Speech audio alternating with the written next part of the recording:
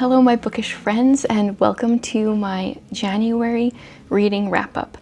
The month that did not start out the greatest, but I think things are looking up. I will tell you right off the bat that looking in my reading journal, I did manage to hit 10 points. I actually hit 13 points this month. If that makes no sense to you, I do have a Substack post where I talked about my points. I've talked about it in my TBR videos as well. You can find out that information. So that means that I will not need to be punishing myself this next month, which is great, because if there is a month where I don't want to have to read a super dense, thick book, February would be it. It will be very hard for me to hit my points in February, I think. So just because I hit it and exceeded it in January does not mean that it's going to be easy every month. So I've been filming clips throughout the month. We're gonna get into those so you get a little bit my thoughts on the books that I read, a little bit more quicker after reading them, so they're a little bit more fresh and I have a little bit more thoughts. The month started out rough, got better, and that's what matters. So here's my thoughts on the books. Hello my friends, we are halfway into January and I'm just popping in for my first reading wrap up because it's been a bit of a disappointing start.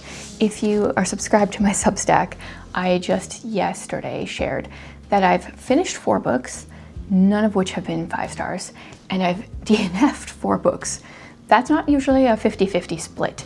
So we're gonna get into the books. I've been using my Clever Fox reading journal.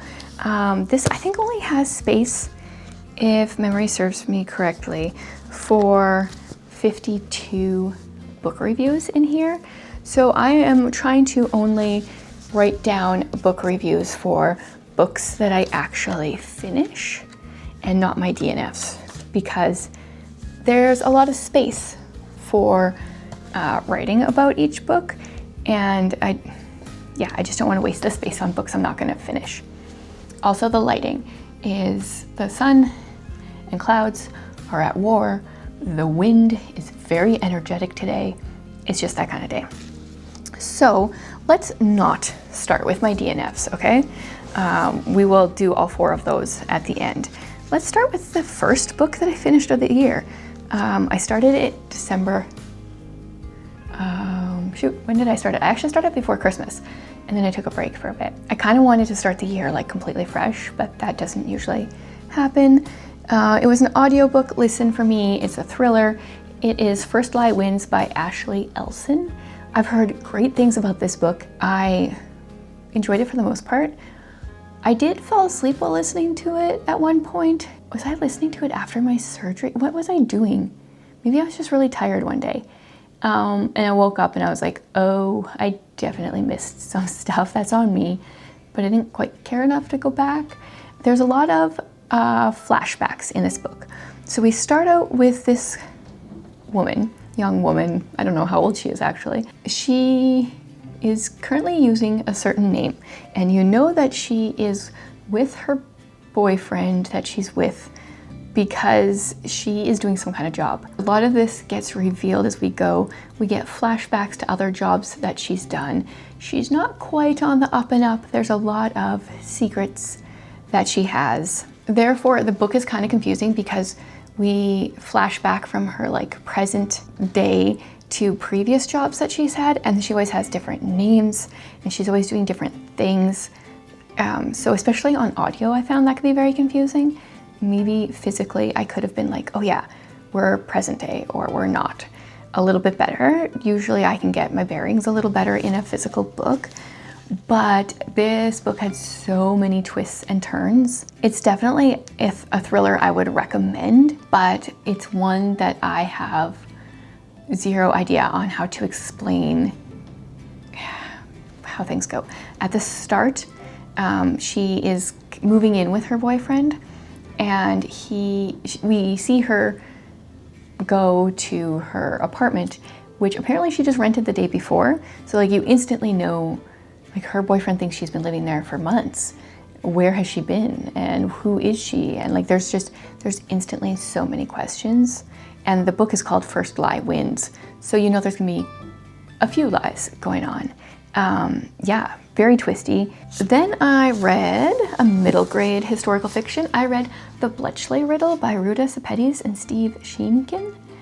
And this is a World War II middle grade novel about two siblings. We've got Jacob, he's 19, and Lizzie is 14. And Jacob is working, and he's not allowed to tell anyone what he does, but he's a code breaker.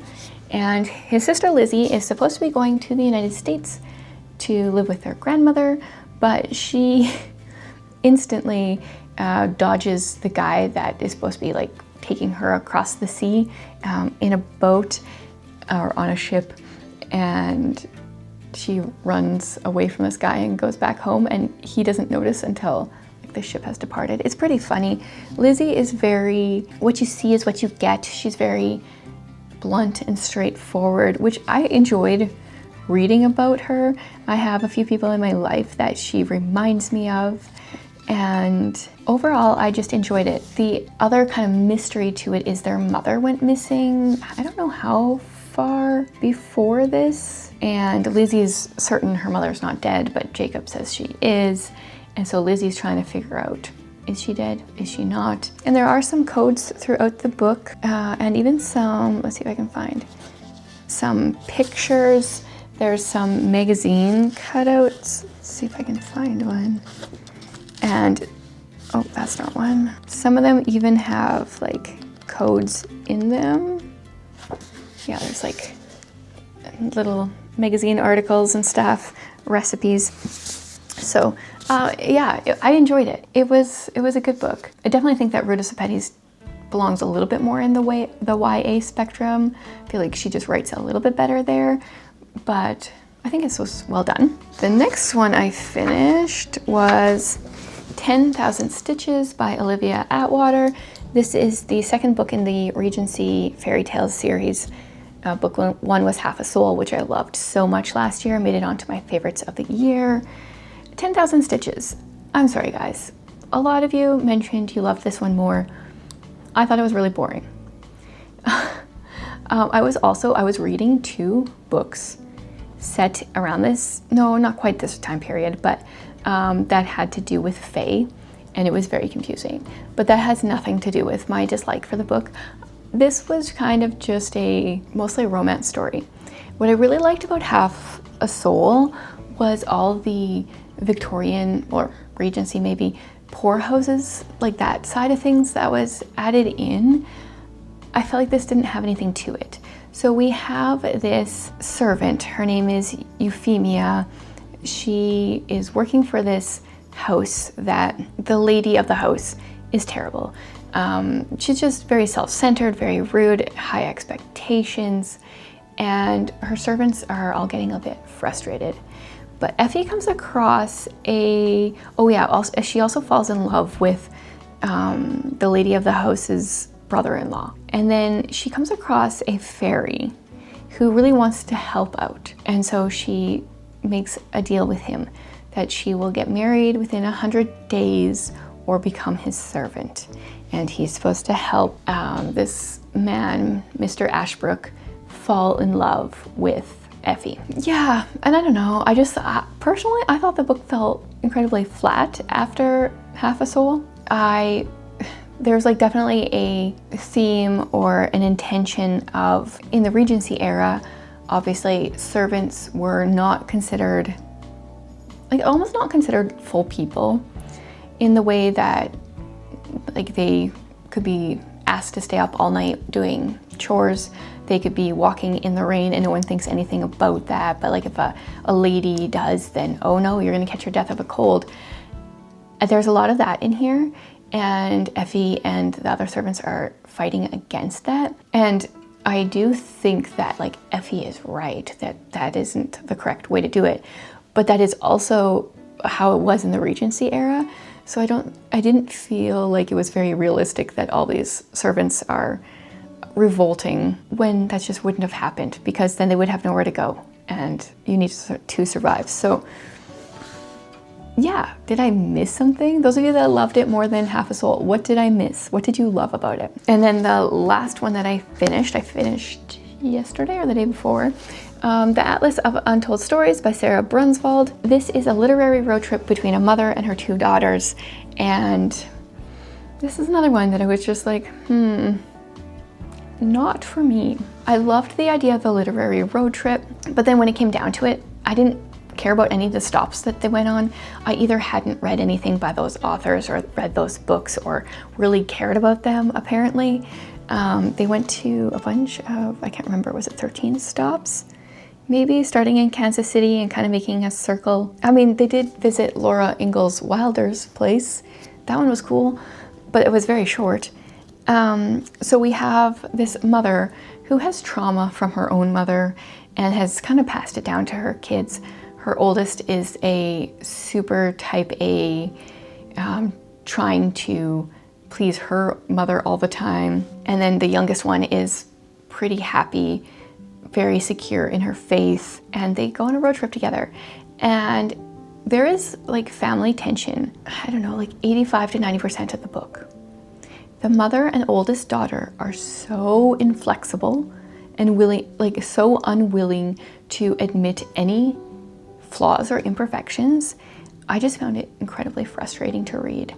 I knew the ending would be good. I knew they would all become friends in the end, and she wrote the ending very well. But I do not like books where if people just talked,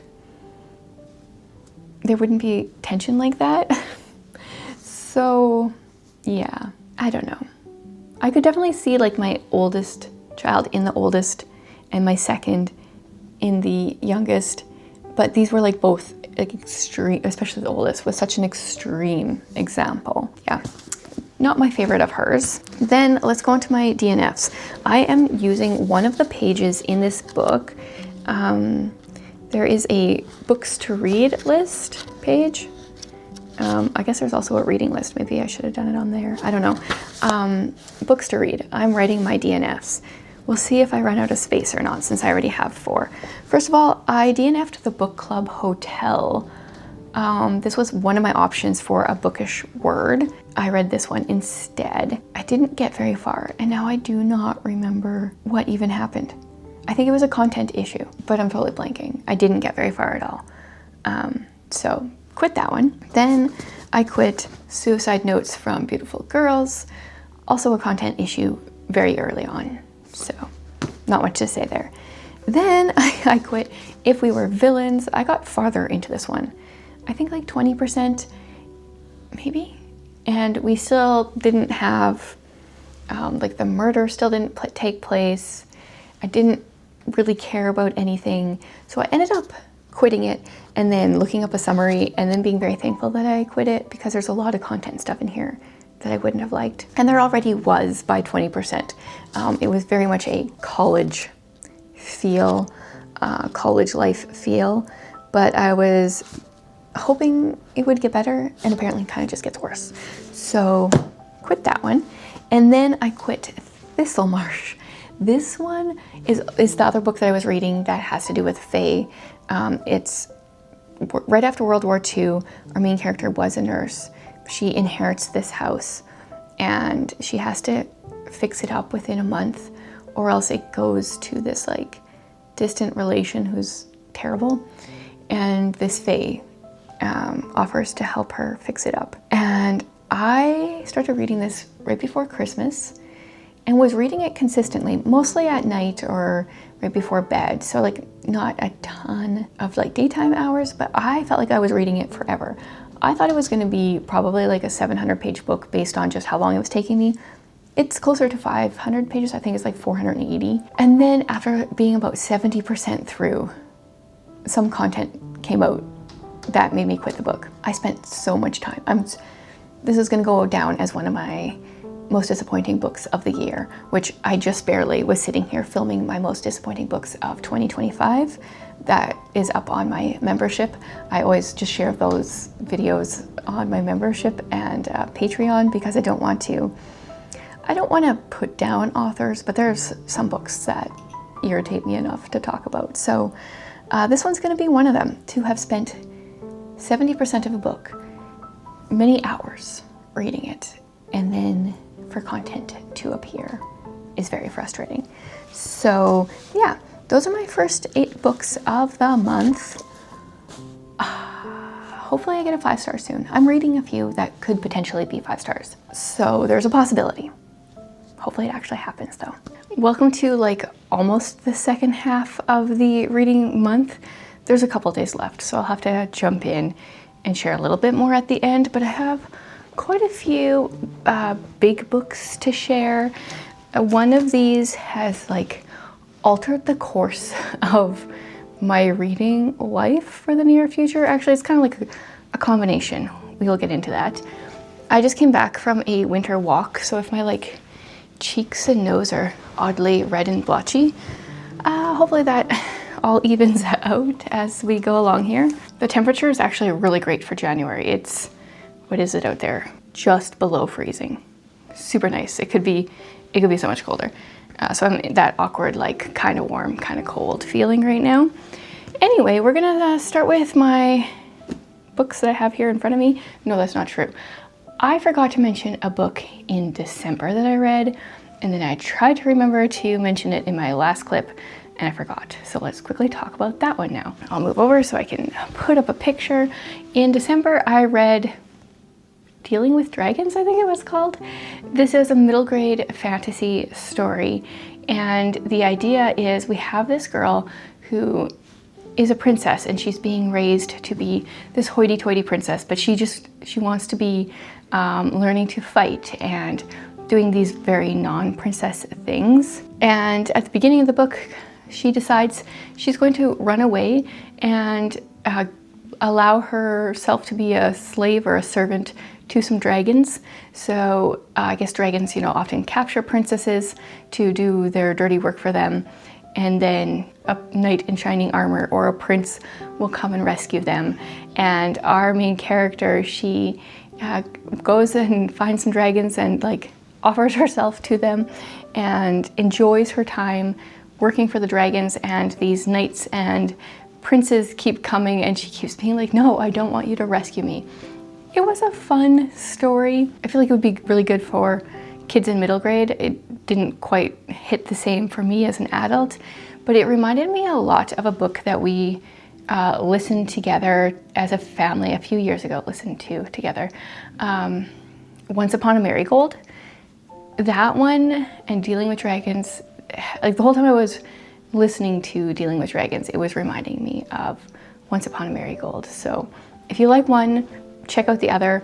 Once Upon a Marigold is a series, and I think that Dealing with Dragons is as well, if I remember correctly. Okay, then let's just get into the stack here. We've got Between the Shadows. This was the indie book club book for January. We started things out in a positive note, in my opinion. I shared some thoughts about the book, some of your guys' thoughts in my Instagram stories. It is saved as a highlight in case you missed it. You can go to my profile and see the January book, I think is what I named it.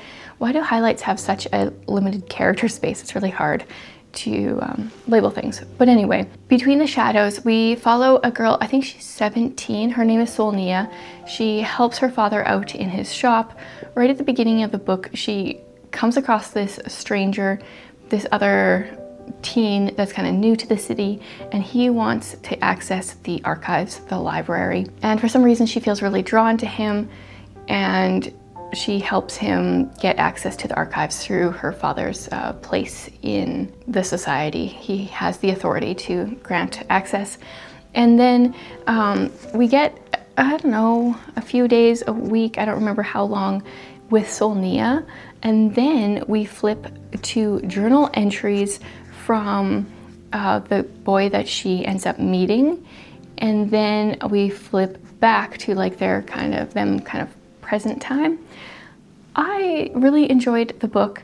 I enjoyed like the bookish references. Oh man, I did read this quote. Let's see if I can find it in the book club, but it cracked me up so much. In the journal entries, our male main character, his name is Ro. As a reader, I think this is hilarious, but like also incredibly maddening. He wrote, "I get a perverse sense of pleasure reshelving books I read on the wrong shelves." And I think this was a place where he wasn't really liking the people that he was with, like wasn't liking the people whose library it was, maybe? Yes. So if he wouldn't do this in his own library, but yeah, that cracked me up. This is going to be a series. Grace Pringle said that she's working on book 2, hopefully hoping to have it published by the end of this year, maybe next year.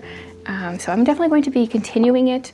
I do still have one novella of hers on my shelf. It's the second book in the Soul Threads series. So definitely will be reading more from her. I'm very glad that the first month of the Indie Book Club went well. I'm also looking forward to February's book. Okay, I did it, you guys. I finished my Dickens in January instead of it taking January and February. I actually finished it like multiple days ago already, maybe on the 24th or the 25th. Way sooner than I was expecting. I ended up reading about 3 chapters a day, and I really enjoyed it. So we follow this young girl named Nell. I think she's like 14, 15. It was very hard throughout, the way they kept referring to her. Sometimes I'm like, is she like 5? Is she 30? It was just, sometimes she was cast as like this very small child, but then she had all these responsibilities.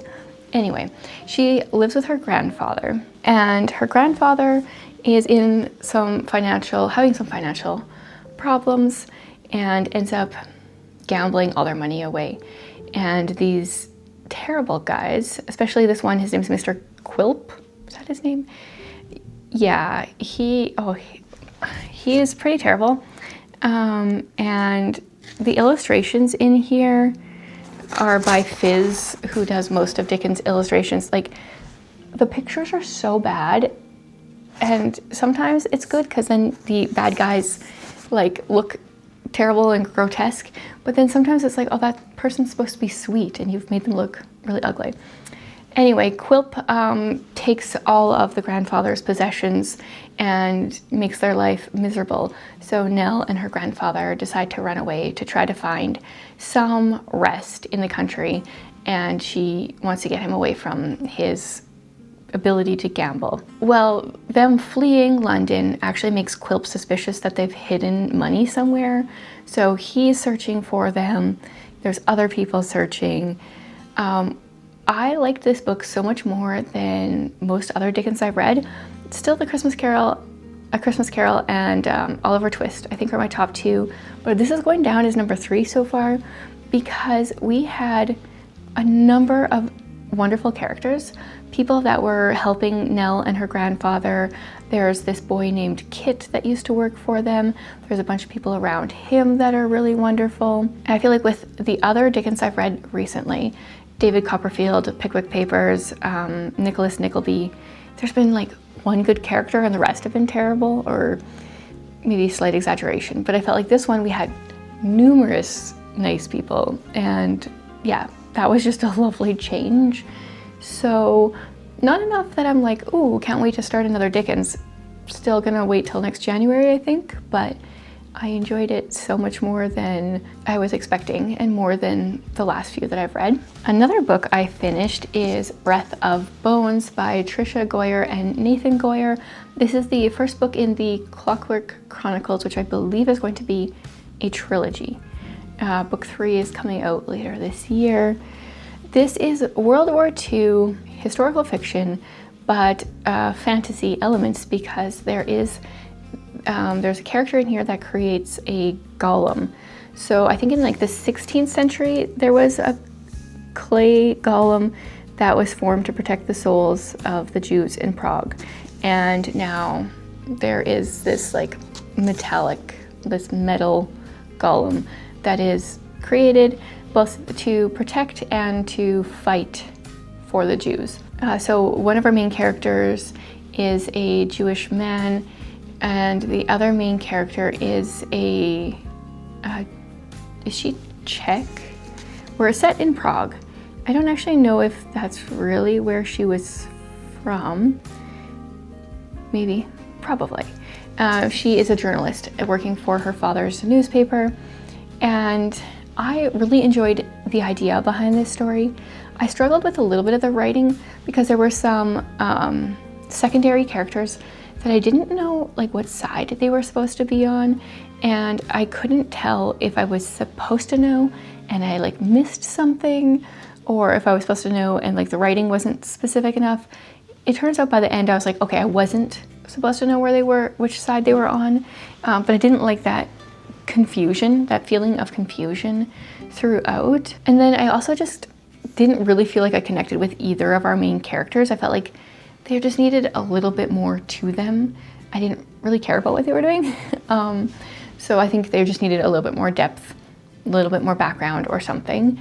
I do have book 2 as an arc, an e-arc, so I might give it a try at some point, but I'm not excited to start it right away.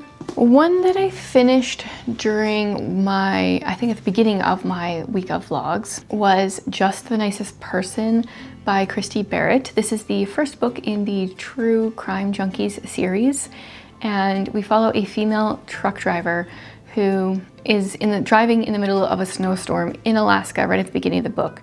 She sees someone step out in front of her semi, so she ends up getting her truck stuck, and someone starts shooting at her, but someone else stops and helps her, picks her up, brings her to this, like, what is it called? It was like a lodge that a bunch of people are kind of heading to because the snow is becoming too much and the roads are closing. And then when they're there, they find out that this true crime podcaster that a bunch of them listen to that lives nearby, he was going to say who the murderer was of this cold case, and then he took a break from the podcast and never returned. So a couple of them go to check on him, and he ends up being found murdered. And then this whole like mystery suspense of the story ensues. While they're kind of snowed in, they're trying to figure out who murdered the true crime guy, and like who was the person that was the murderer in the cold case. Are they the same person?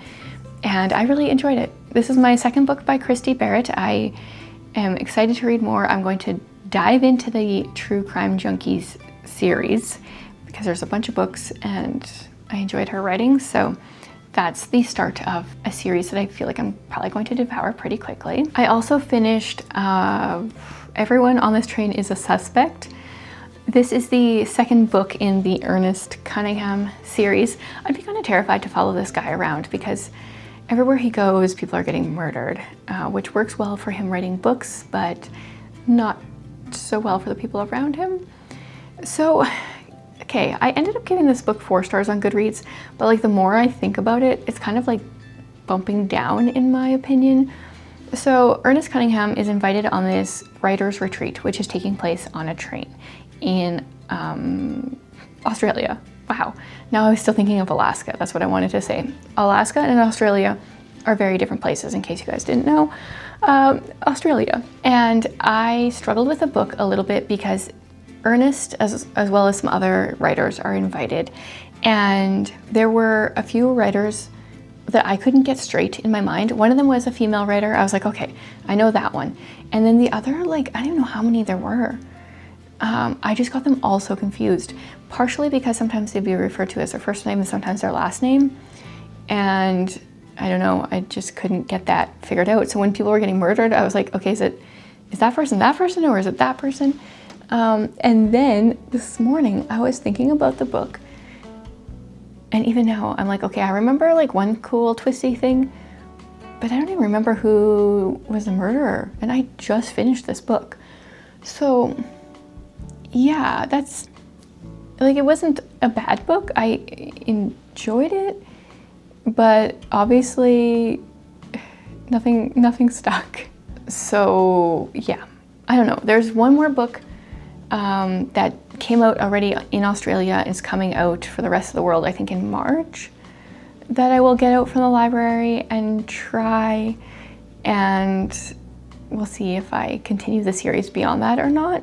I'm not committed to the series based on, I really enjoyed the first one. Then the other two haven't been as good in my opinion. I read number 1 and then number 3 and then number 2. So we'll see where number 4 falls. And then I think this one is the last one I'm going to share. Let me just check to see if I DNF'd any books. I have not kept up with my reading journal. I haven't touched it since my last reading update, which is what happens when I have to like fill pages out. I tend to forget. Okay, I don't think I DNF'd any books, except I should have DNF'd this book. The House Saphir by Marissa Meyer. I did share this a bit in a reading vlog. I tried to read it all in one day. I didn't quite get it done. I feel like this was such a disappointment, and this is the book that is changing my reading life. It started out good. I really enjoy Marissa Meyer's writing, the way she writes characters, some of the humor. I really enjoyed our main character, whose name was Mallory. So she's a con artist. Her and her sister are pretending to be witches when they have no ability. Mallory can see ghosts, so she does give tours of some, what is it again? Some kind of like mansion where this guy years before killed one of his wives. And so Mallory can actually see the ghost of his wife there. And her sister get invited to the country estate of this murderer's ancestor because he's having troubles with their house being haunted by the ghost of his ancestor, as well as the wives that he killed. And Mallory and her sister go because I don't know why, they're trying to escape their life, and they want the money, but they know they can't really do anything. It was a fun concept, but it got really into like a bunch of dark magic, and I don't know, I just felt like the writing really, like it got a lot worse. I liked the characters at the beginning, and then I just really didn't like how things turned out, where they went, and it just made me realize that I'm very sick of reading mainstream authors because I just can't trust them. And hence why I just shared my video sharing my 10 of my favorite Christian fiction authors, because at this point right now, and I will read other non-Christian written books again, but right now I just feel like I am so over that and sick of that. Like I just want to be reading authors I can trust. The hard thing is sometimes people say they are Christian authors and sometimes you still can't trust their writing. But yeah, just feeling that need right now to read books by people I can trust. So that's going to be changing my reading for the next while for sure. I had so many books, mostly fantasy books, from the library that were sitting on my TBR cart. I brought them all back because I was just like, you know what? No, I don't want to start a book and just be so disappointed again. Like there's been so many disappointments, even with Thistlemarsh, that I got so far into and then quit, and books that I should have quit. And so yeah, I'm just feeling that right now. So always looking for good author recommendations, especially Christian fantasy authors. I do have quite a few I want to try, but I feel like that's probably the part that I'm going to miss the most. I feel like fantasy is just getting too dark and weird in the mainstream world, so I want to find as many good replacement authors as I can.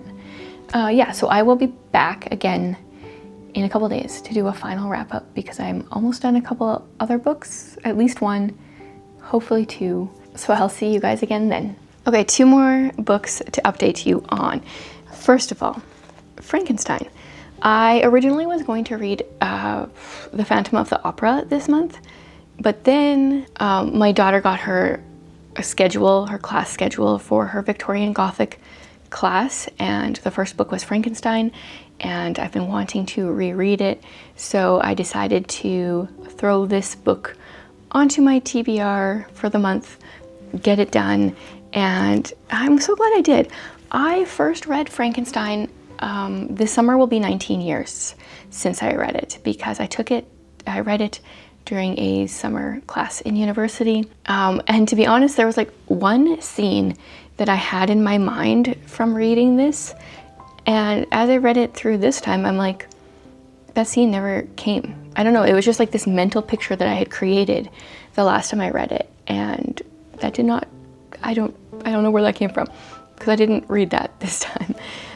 So yeah, it starts out with letters, and kind of the main character through the most of the book is this Dr. Frankenstein, who decides to create a being, and for some reason decides to make him 8 feet tall and just kind of massive. Obviously has some issues with wanting to be worshipped. He creates this monster and then instantly flees and like leaves it. And I actually kind of want to talk, I want to talk to my daughter about this book. She hasn't finished it yet. She'll be finishing it here this week. So in the next couple of days I can talk to her about it. But this is kind of a nurture versus nature conversation that I want to have. Like, would Frankenstein, the monster, who Frankenstein's actually the doctor, but society has turned Frankenstein into the monster. Would the monster have turned out as terrible as he did if he had been loved? That is my question. I want to hear your guys' thoughts on that. If you've read the book, because like, why would you create this thing and then instantly regret your choice and flee and hate your creation? It makes for a lot of questions and conversations that can happen. I went through, I don't know if you can see, I went through and highlighted and annotated a decent amount. Took Frankenstein with me to the dentist, the orthodontist, wherever I was going this last week.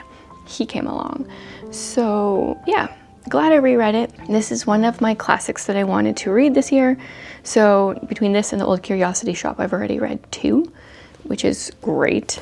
Makes me feel really accomplished for the first month of the year. The other book that I finished is a YA thriller that is clean called The Donor. It's coming out this week. The paperback I think says the 3rd and the hardcover says the 9th. So I'm pretty sure it's the 3rd. Yeah, so this was an ARC that I got, and it's by Jennifer Dyer, who is a believer. So right away I was like, okay, this book shouldn't go places that I don't want it to go. And I loved it, you guys. I was so sucked in. I really enjoy a good YA thriller, but the ones out there in mainstream society now are very, they have a lot of stuff in them that I feel like a YA book shouldn't have. So we have 2 main characters. One is this girl who is a hacker. She's 17, I think. And yeah, she's really smart, and FBI has been to her place. Her father was murdered, killed in the line of duty. He was a security guard at a medical place, and she was like kind of like live chatting with him, video. She saw the video, and she has it in for the head of this medical company where he was working for.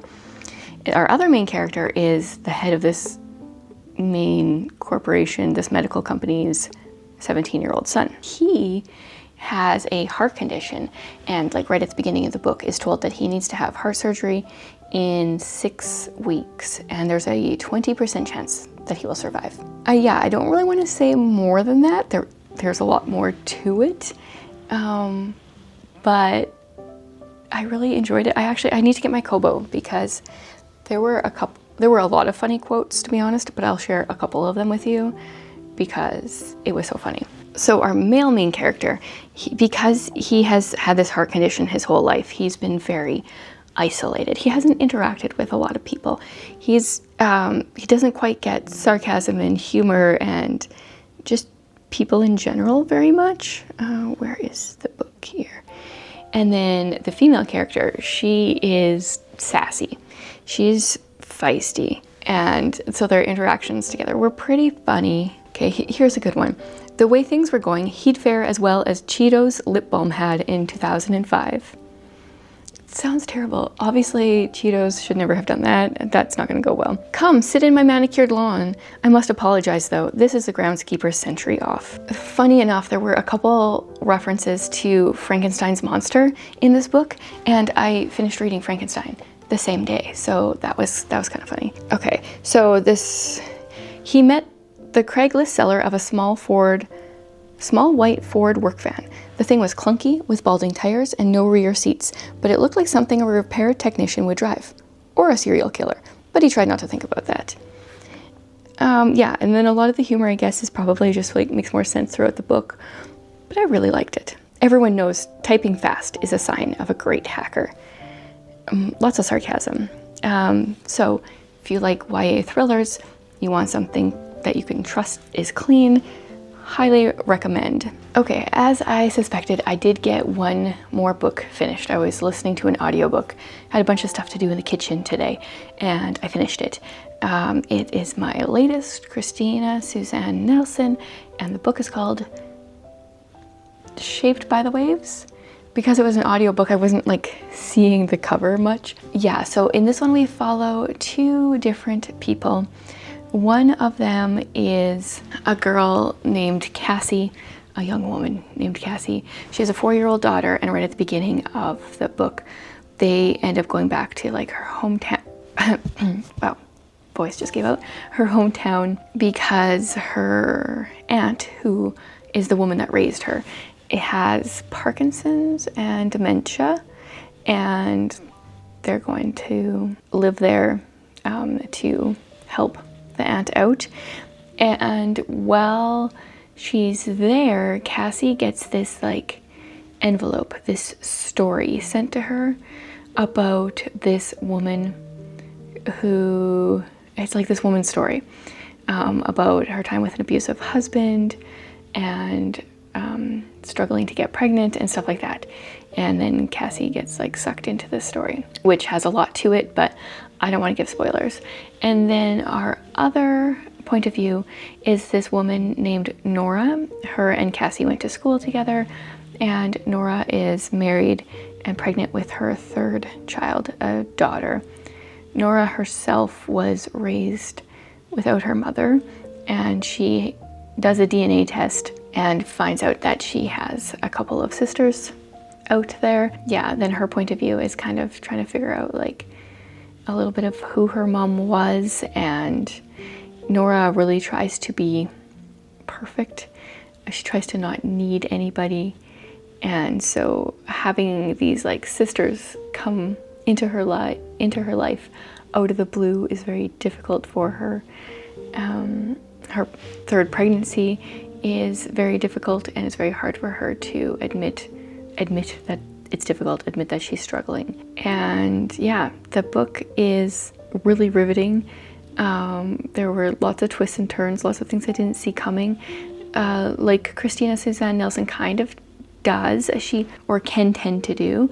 It's kind of cross-genre because it is definitely a contemporary book, but there is a bit of a mystery. And I found out recently that she wrote some very short books in the mystery suspense genre that are like, she calls them 90-minute mysteries.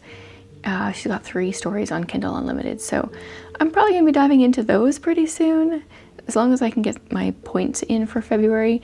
That's high on my list to read. There's a reason she was one of my favorite authors, ended up on my list of favorite Christian authors. I've loved everything that I've read by her, so I'm going to keep going down the rabbit hole that is her books. Now we will jump back to my ending that I filmed earlier today. Okay, we're gonna go over my points here because I gotta prove that I got the points that I said I got here.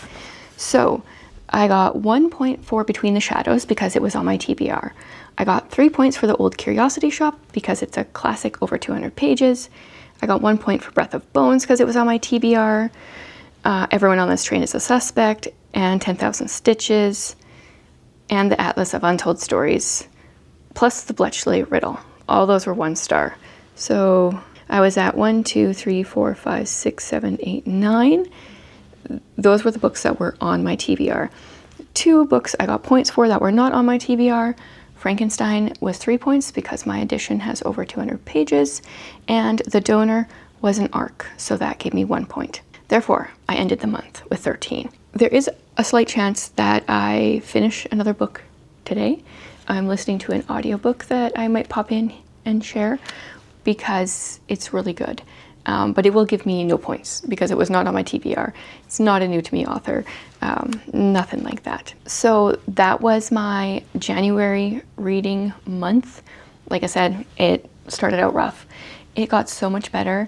I'm feeling so much more optimistic after these last few books, the one that I'm currently in the middle of, which I'm assuming I will have jumped in and explained or like told you about already, and The Donor and the Christy Barrett book, and just spending some time in some good Christian fiction that I know I can trust. It's been really helpful. So definitely hoping for more of that in February. Thanks for hanging out with me for another reading month. What were some of your favorite books from January? I would love to hear it.